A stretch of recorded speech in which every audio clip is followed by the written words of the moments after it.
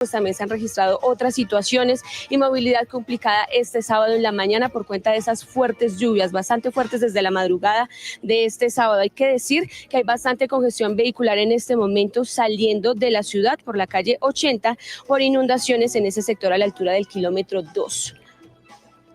Y es que sobre esas precipitaciones el IDIGER acaba de comunicar a través de este documento que están haciendo pues en análisis de esas nuevas lluvias que están ocurriendo en la ciudad bastante fuertes.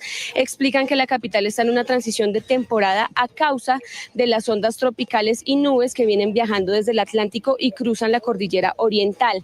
Para este sábado se prevén lloviznas en Suba, Usaquén, Fontibón, Kennedy, Chapinero, Santa Fe, San Cristóbal, Ciudad Bolívar y Usme.